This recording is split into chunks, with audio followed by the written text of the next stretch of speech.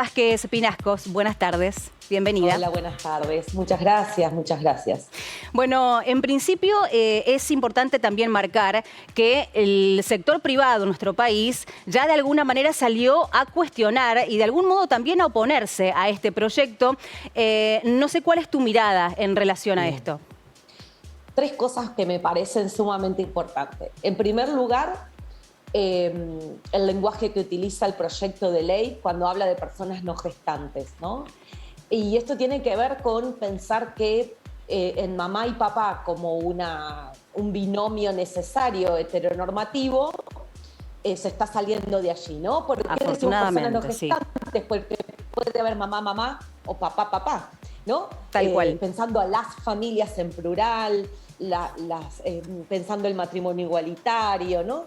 Esto tiene que ver con un hecho histórico que ocurrió en el 2015 en la Argentina con la modificación al Código Civil y Comercial y sobre todo la modificación que sufrió el derecho de las familias, ¿no? Esto viene a responder y a acompañar algunos principios muy importantes como la coparentalidad. Para las personas que están allí, y paso al segundo punto que es importante, tenemos que saber que esta división histórica de cómo cuidábamos y quiénes cuidábamos y en qué etapa cuidábamos a los hijos ha quedado ya dejada de lado, no solamente por la legislación, sino porque también la evolución de las relaciones de familia así lo ha dicho.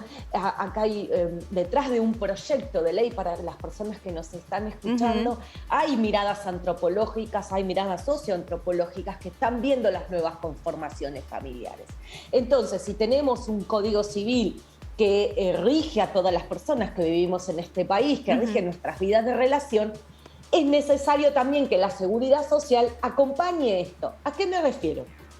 Que el cuidado de la primera infancia, tanto de niñas, de niños o de niñas, es sumamente importante, porque hace también a cómo ejercemos nuestros roles, pero sin una división sexual de ese rol. ¿A qué me refiero con esto? Tanto varones como mujeres cuidamos de la misma manera. Eso es lo que aspira la ley, ¿no?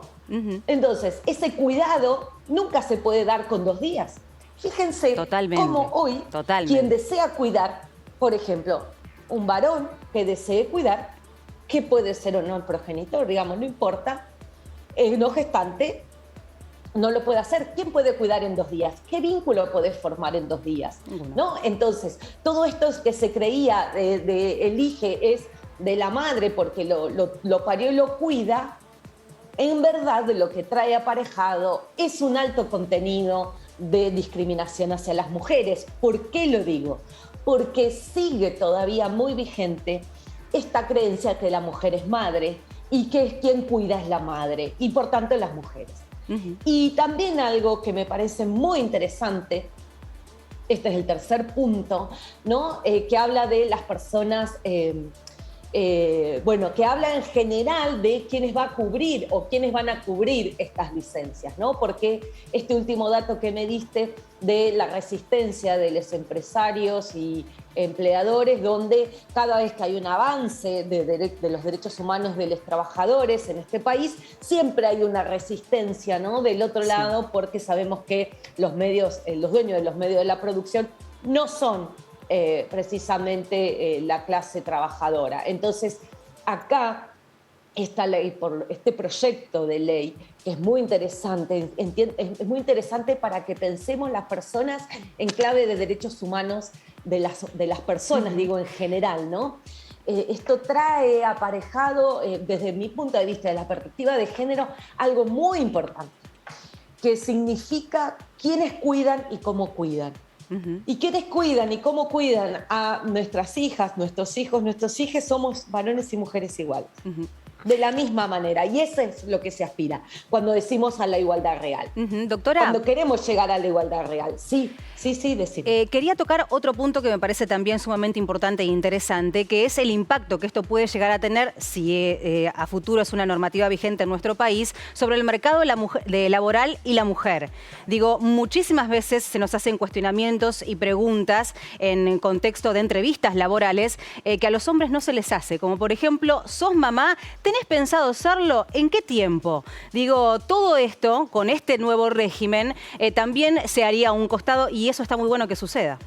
Está perfecto. Cuando hablamos de transversalizar la perspectiva de género como una herramienta conceptual, tiene que ver con esto, ¿no? Con estas asimetrías que se fueron dando en el constructo social patriarcal.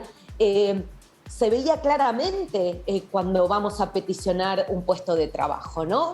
Y cómo el otro día me comentaban una empresa, no importa cuál, han ingresado en una empresa de salud técnico de laboratorio un varón. Había aspirantes 20 mujeres y un varón, y tomaron el varón porque no trae problemas. Entonces, claro, no trae problemas ¿de qué tipo? Si tenés que cuidar a tus hijos, si tenés que pedir licencia porque se te enfermó uno de tu hija, tu hijo, tu hija, si tenés que pagar la guardería, quién cuida, todo esto, el tiempo que vas a estar de licencia, todo esto lo que hace, digo, es poner sobre la arena pública o en la arena pública donde se dirime el bien común y el poder legislativo con esa capacidad que tiene de dictar leyes, tiene una obligación frente a los organismos de derechos humanos. Y no solamente hablo de los organismos de derechos humanos que monitorean las convenciones internacionales que hablan de las mujeres y los derechos de las mujeres, sino también de la Organización Internacional del Trabajo, ¿no? Vos pusiste los ejemplos europeos, el ejemplo latinoamericano, y ahí en Suecia, que es bien interesante, ya se viene trabajando hace muchos años, es de un año la licencia, y wow. Sí, porque entiende que la primera infancia es sumamente importante que quienes cuidan a esas personas estén presentes.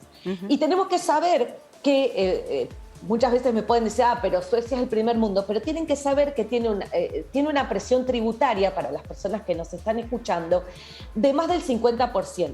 Es decir, que tus ingresos se detraen impuestos de tus ingresos de más del 50%. Y esto también hay que decirlo, porque también se devuelve, se distribuye equitativamente el dinero que ingresa detraído de los impuestos, ¿no? Entonces, si hay una parte, si el proyecto, más o menos por lo que sé, una parte la va a cubrir el empleador o la empleadora y otra parte la seguridad social, es muy interesante esto, porque en ese tiempo de cuidado nos podemos involucrar. Y ese involucramiento de romper también la hegemonía masculina tiene que ver con vivir en una sociedad igualitaria, en una sociedad libre y justa. Y eso trae la paz social, claramente, y el respeto de los derechos humanos de las personas, ¿no? Doctora, fue un placer charlar con usted para remarcar precisamente la importancia de ir equiparando paso a paso y de manera progresiva las licencias de maternidad y de paternidad también. Muchísimas gracias por su tiempo. No gestantes. Y de las personas no gestantes. Muchísimas gracias por su tiempo y por el análisis. Gracias. Hasta luego. Siempre, muy amable. Hasta luego, buenas tardes. Nosotros vamos a continuar con este tema porque desde el RUAER se abrió un nuevo registro por segunda vez en el año.